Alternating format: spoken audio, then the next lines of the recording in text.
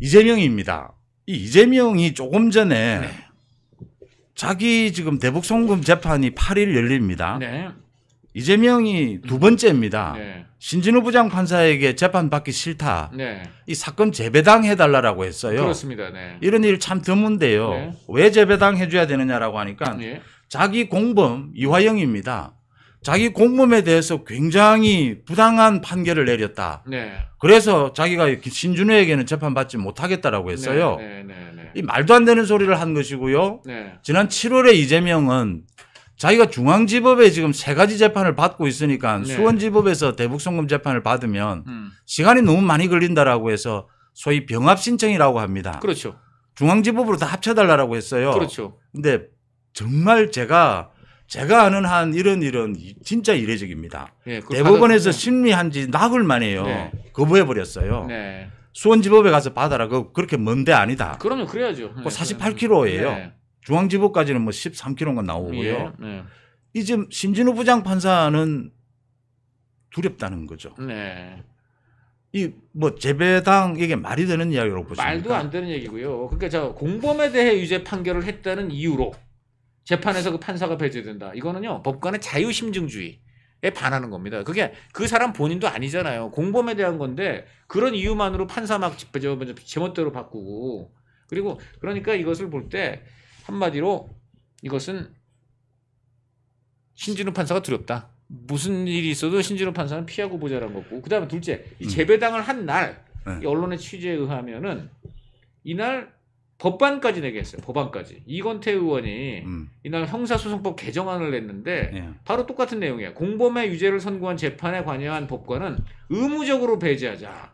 뭐 이런 재배당 요청할 것도 없고 그냥 자동적으로 배제하게 만들자는 건데 현재로는 형사소송법이 이렇습니다. 법관이 피해자이거나 또는 사건 당사자인 때 등과 더불어서 전심 재판에 관여한 때 이런 때를 제척사유로 두고 있습니다. 그러니까 예를 들어 1심 판사가 2심은 못하게 한 거죠. 이런 건 해요. 이런 건 맞는 거죠. 그럼 1심에서 유죄 때린 판사니까 2심도 유죄 때릴 가능성이 높으니까 이제 이거는 배제하는 건데 이걸 빼놓고 지금 공범에 대해서 판결을 내렸다는 것만 가지고서 이렇게 배당과 배척을 한다라고 한다면은 아까도 말씀드렸습니다. 법관의 자유심증주의에 반할 뿐더러 아닌 말로 이렇게 되면은 뭐 대한민국에 판사 안 바꿀 사람 없어요.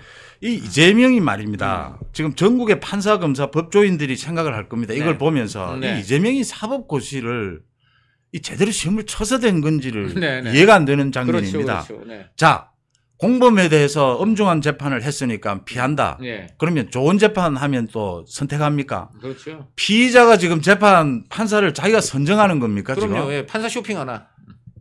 자기 마음대로입니까? 그럼 지금? 그렇죠. 그다음 판사 두 번째요. 쇼핑. 네. 지금 신진우 부장판사가 소위 국민 판사라고 말할 정도로 네. 판결을 잘 내렸어요. 그렇죠. 이 대북 송금 관련해서 이재명과 관계되는 부분도 다 밝혀놓았고요. 네, 네, 네. 지금 이화영에 대해서 9년 6개월 징역형을 하면서 네. 이 이화영이 지난 20년 동안 소위 김성태라는 이 전 회장에게 네. 소위 그 우리 정치권에서 이야기하는 그 양아치 아닙니까? 그렇죠. 소위 피 빨은 것 아닙니까? 등에 그 빨대 꽂아놓고 우리 그런 표현을 사석에서는 많이 하지 않습니까? 그렇죠.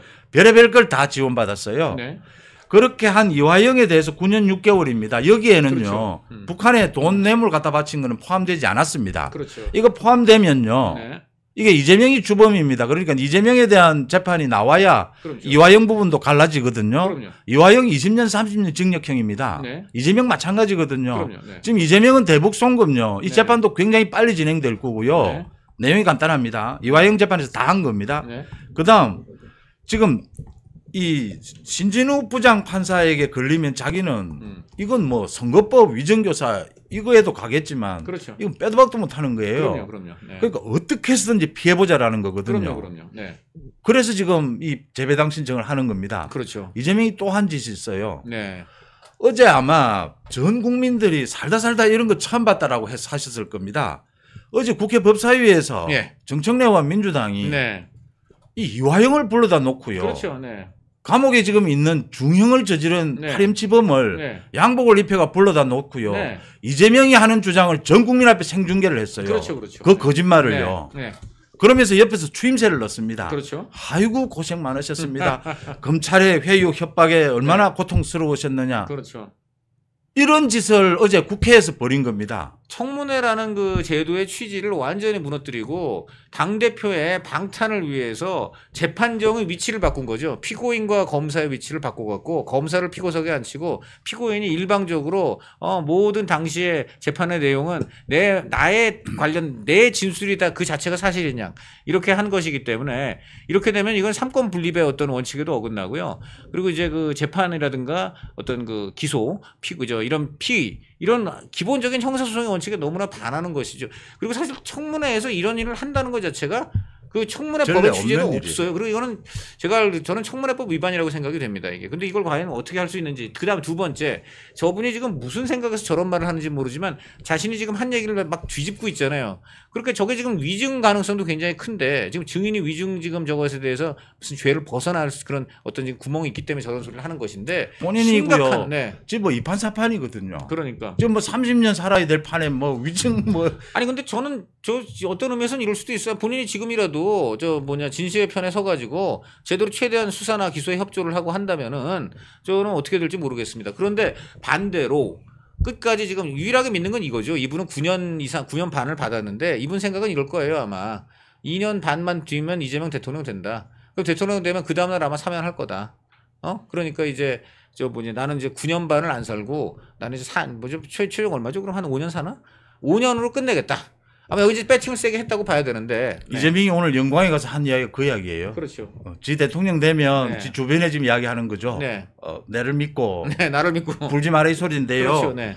오늘 수원지검에서 장문의 입장문을 냈습니다. 네. 검찰에서 이렇게 장문의 입장문을 내는 것은요 굉장히 이례적입니다. 그렇죠. 얼마나 화가 났느냐 네. 이 부분을 읽을 수가 있습니다. 네. 수원지검에서 오늘 장문의 입장문 두 가지였습니다. 하나는 자 국회에서 이렇게 재판을 열어버리면 그렇죠. 대법원이라는 게 의미가 없어지지 않느냐. 그럼요. 앞으로 그럼 이재명 재판에 대해서는 언제든지 재판을 따로 열어서 여는 것처럼 네, 해서 네, 그럼요. 법에 대해서는 1, 2도 모르는 정청래가 재판장처럼 앉았어요. 그럼요. 이런 짓거리를 하면 무슨 의미가 있느냐. 사법부를 네. 능욕하는 게 아니냐라는 네, 거고요. 네, 네. 또 하나는 어제 이화영이 나와서 검찰이 협박 회유했다라는 내용요. 네. 1년 전부터 이화영이 재판이나 변호사를 통해서 수십 번 이야기한 겁니다. 네. 신진우 부장판사가 이걸 다 들었어요. 그렇죠. 신진우 부장판사가 재판 과정에서 들여다본 부분입니다. 그렇죠. 네. 근데 신진우 부장판사가 결론을 내린 겁니다. 네. 이건 이화영이 거짓말을 하고 있다. 그렇죠. 네. 9년 6개월을 때린 거예요. 네. 이 무슨 이야기냐면요.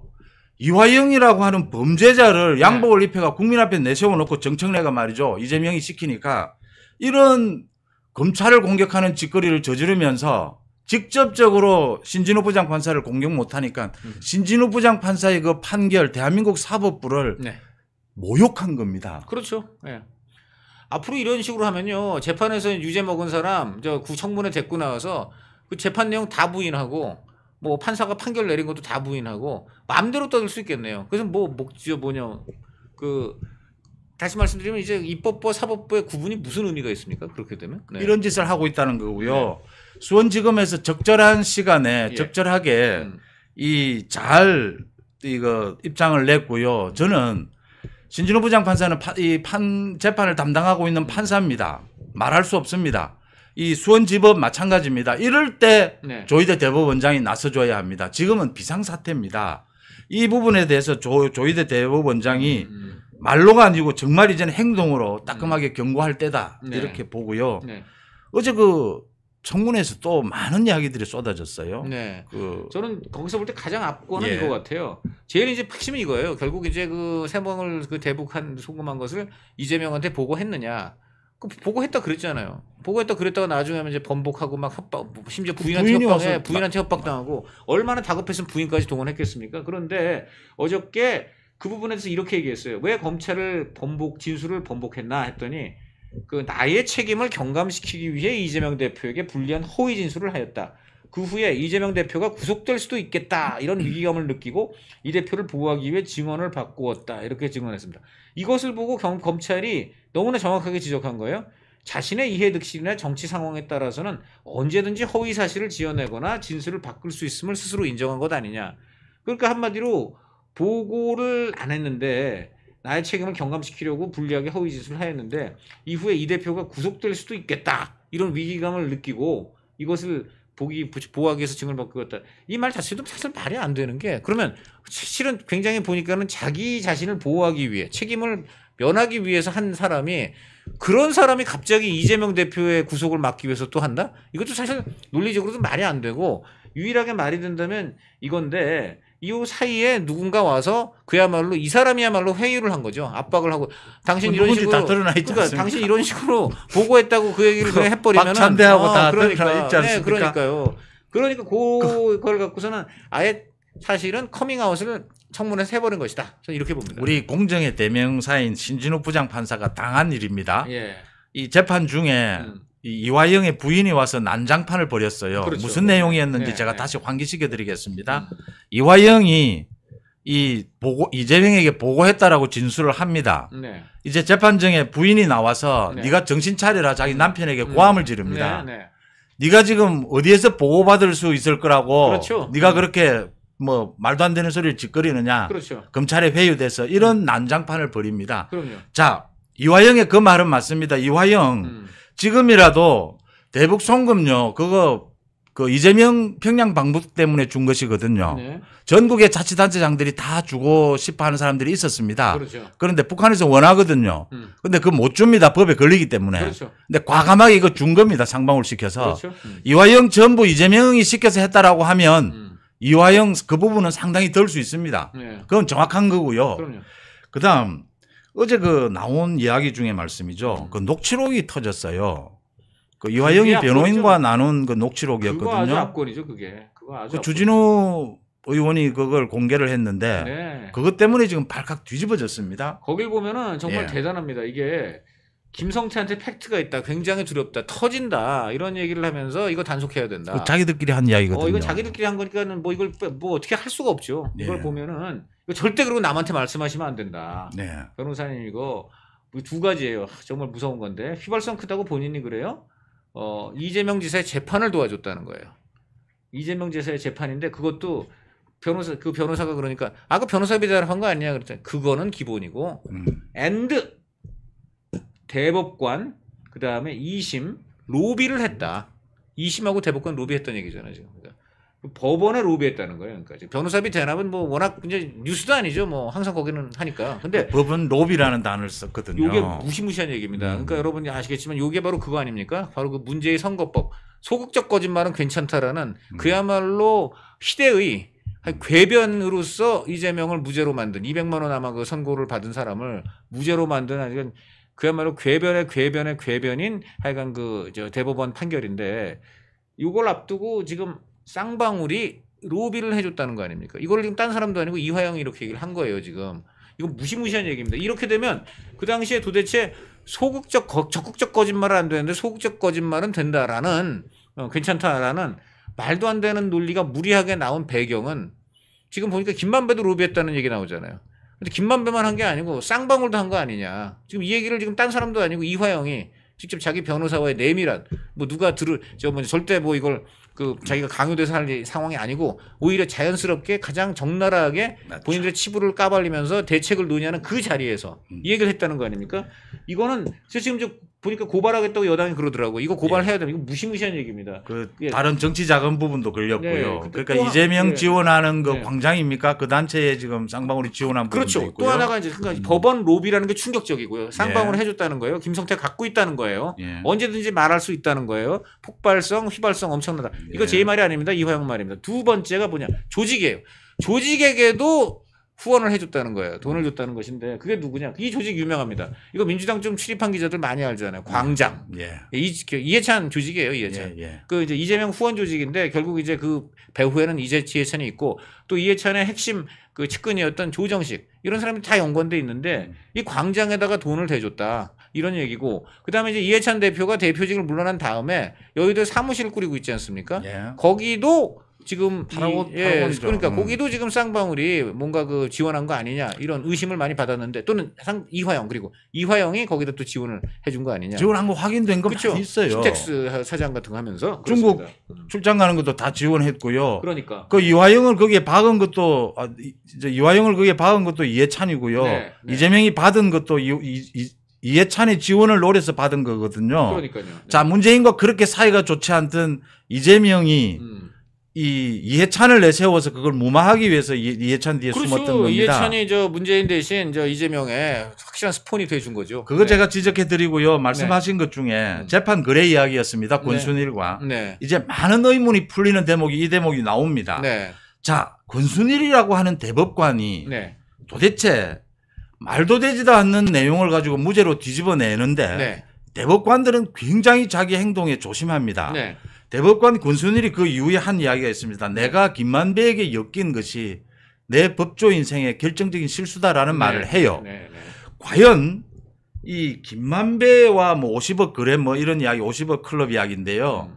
김만배에게만 권순일이 로비를 받았느냐. 그렇죠. 다른 뭔가는 없었을까. 네. 이재명이 김만배만 믿고 있었겠느냐. 그렇죠. 지금 그 다른 루트가 드러나는 대목입니다. 네. 그게 지금 쌍방울이었을 것이다. 네. 당연히 이재명은 쌍방울이 그 당시에 뭐 있는 거 없는 거 다 퍼줄 때 아닙니까? 그렇죠. 자기 그 사업 경기도가 다 해준다니까요. 네. 이런 상황에서 이 부분이 곧 확인이 될 것이다. 네. 어제 주진우 의원이 주진우가 뭐 해운대 의원입니다. 부산 해운대 의원인데 네. 굉장히 적절한 시점에 이게 처음 터진 건 아닙니다만 네. 아주 적절한 시점에 어제 그 제가 말씀드린 대로 이화영이라고 하는 저 파림치범을 불러내서 국민들 앞에서 저런 사기 쇼를 벌이는 네. 정청래가 판사 짓거리 행태를 벌이고 있는 그 상황을 완전히 뒤집어 엎는 적절한 이 녹취록 공개였다. 이렇게 보입니다. 네. 이재명이 이 지금 대북 송금 재판이 8일 있고요. 네. 11월에 또 두 가지 이제 선고가 내려지지 그렇습니다. 않습니까? 네. 지금 제가 보기에는 재보궐선거에 가서 좀 잊고 싶은가 봐요. 자기 지금 와 있는 걸. 그렇기도 하고 또 재보궐선거 어쨌든 이겨야 저 본인 입장에서 그렇겠죠. 이거 그러면 확실하게 판사들한테 시위 효과가 있다고 저는 그 아마 그 생각을 할 겁니다. 봐라 지금 재보선도 이제 총선 내가 완전히 압승을 했고 그리고 재보선도 완전히 이겼다. 나 정권 내가 먹는다. 이런데 지금 판사 너네들 지금 나한테 섣불리 유죄 때리고 또 법정 최고형 때리고 아니면 어쨌든 나한테 무슨 피선거권 박탈되고 민의가 이렇게 나를 다 밀어주고 있는데 당신들이 무슨 권리로 이런 그 민의를 거부하고 나한테 유죄를 때리느냐. 아마 이런 시위를 하려고 지금 그렇게 할 생각일 것이고요. 그래서 네. 저는 선거법 위반은 이건 뭐 유무죄를 다투는 부분이 아니고요. 이건 그렇죠. 유죄고 이제 형량이 문제가 되는 것이고요. 예, 지금 위증교사는 사법 방해입니다. 그렇죠. 이재명의 전매 특허죠. 사법 방해를 한 부분이기 때문에 사법 방해를 하는 사람은 구속 수사, 구속 재판이 원칙입니다. 법원을 능멸한 것이고요. 사실은 판사들이 가장 분노해야 될 그런 범죄죠. 네. 이거 재판정에서요. 그럼요. 이재명처럼 이런 태도 보이면요. 네. 이 일반인 같으면 판사들이 그냥 두지 않습니다. 그럼요. 아주 호통을 치고. 아니 저는 그래서 지금 판사님들이 할 말이 없어요. 왜냐하면 그러면 힘 있는 사람은 그렇게 법원을 능멸하고 재판 절차 마구 지연해도 그냥 조금만 참아주시죠 뭐 이러고 넘어가고 힘 없는 사람은 조금이라도 항의만 한마디 하려고 그래도 감치 법정 형량 증대 얼마나 무서운 건데요. 네, 그럼요. 네. 그래서 저는 그 위증교사 재판부가 김동연 부장판사가요. 이재명의 비리에 대해서는 대한민국 판사 중에 가장 많이 알고 있는 사람이에요. 대장동, 백현동, 성남FC 모두 지금 재판을 하고 있는 사람입니다. 저는 법정 구속시켜야 합니다. 국회에 체포동의안을 보내야죠. 그런데 이 검찰이 이 기소를 하면서 체포동의안을 하는 것과 국회에 보내는 것과요. 1심 선고가 내려지면서 체포동의안을 보내는 것은 완전히 다릅니다. 그렇죠. 네. 분위기가 완전히 바뀝니다. 이 우리 그 위원님도 많이 참 취재를 하셨지만 정치인들이 대한민국에 내가 낸데 하는 정치인들이 폼 잡습니다. 큰 소리 칩니다. 근데 잡혀 들어가고 나면요 분위기 완전 달라집니다.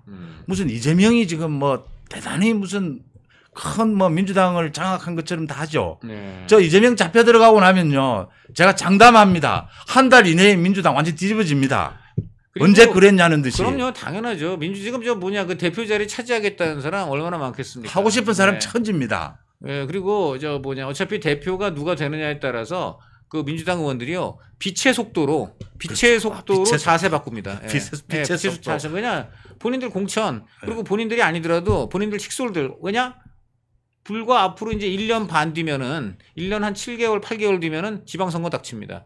그 지방선거에 자기 모셨던 부하들 구청장, 군수, 구의원 꼽아야 될 거 아니에요. 그러니까 빨리 이 사람들 입장은 이런 거죠. 이재명 대표 흔들리면은 빨리 다음 대표 빨리 뽑는 게 나아요. 맞습니다. 그래야지 이제 그 사람한테 충성 열심히 해가지고 확실하게 자기 부하들 공천해야 되거든요. 그래서 그런 점에서 빛의 속도로 드러눕게 돼 있다. 그리고 전혀 걱정할 필요가 없다. 지금 벌써 김경수를 비롯해서 3김 얘기 나오죠. 1조 3김 얘기. 조국은 또 뭐 그렇겠지만 저 3김 얘기 나오죠. 김동연, 김경수 또 누구야? 김부겸. 전 조국은 차고 빼야 넘칩니다. 된다. 조국은 당연히 빼야죠. 구속될. 그럼요. 제가 조국은 잘못했고 제 말씀은 뭐냐면. 최소한 지금 벌써 저쪽에 3김 또 남아요. 3김이. 그러니까 전혀 걱정하실 필요가 없습니다. 전혀 걱정하실 필요가 없고. 지금 댓글에 15일 선거법 위반 재판 생중계 말씀을 하시는데요. 이거는 제가 장담합니다. 이건 가능합니다. 이게 지금 김명수가 이명박 박근혜 전 대통령 그 1심 선거 때 생중계를 하기 위해서 대법원 예규를 바꿔놨어요. 그다음 일주일 전쯤에 이제 전국의 언론사 다 요청을 하게 될 겁니다. 이 재판부가 결정을 하게 되는데요. 이거 재판부가 이거 하지 못하도록 국민적인 관심이 높으면 이 생중계 할 수 있도록 해놨습니다. 그렇죠. 이걸 하지 못하도록 재판부가 결정을 한다면 엄청난 일이 벌어질 겁니다. 그래서 재판부도 그런 결정을 하지 않을 것이다. 이미 전례가 있고 예규가 바뀌어 있다라는 부분. 그래서 너무 걱정 안 하셔도 된다라는 말씀을 드리고요. 그다음 이제 이 이재명의 대북 송금 조금 더 말씀을 드리면요. 이재명의 저는 이 부분 두 가지가 읽힙니다. 아까도 잠시 말씀을 드렸지만 이재명이 충격을 받은 거예요.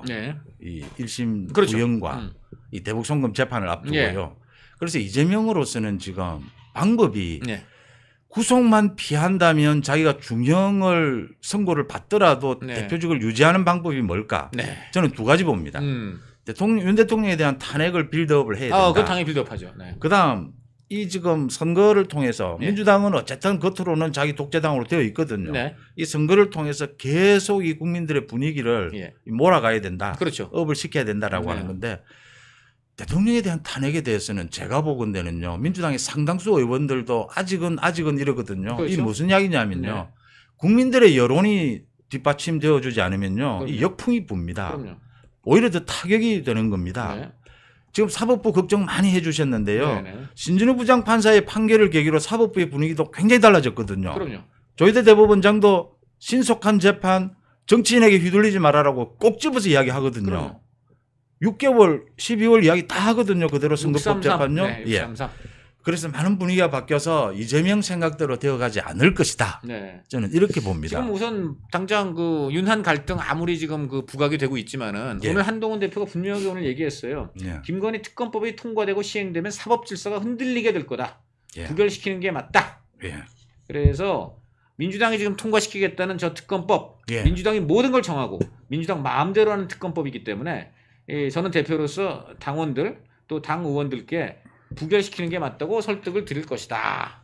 지금 이렇게 얘기했어요. 명료하죠. 그러니까 지금 김건희 특검은 사실은 뭐 누가 봐도 지금 윤 대통령 탄핵으로 가는 그런 길목에 굉장히 중요하게 지금 민주당이 매달릴 게 그거밖에 없어요. 그렇죠. 그거밖에 없는데 여기에 대해서 한동훈 대표 가장 지금 윤석열 대통령하고 지금 사이가 좀 안 좋다는 상황에서도 이 얘기를 하는 거예요. 한동훈 대표조차도 이거는 안 된다. 민주당 마음대로 북치고 장구치고 그리고 속이 빤히 보이는데 이걸 어떻게 우리가 봤냐.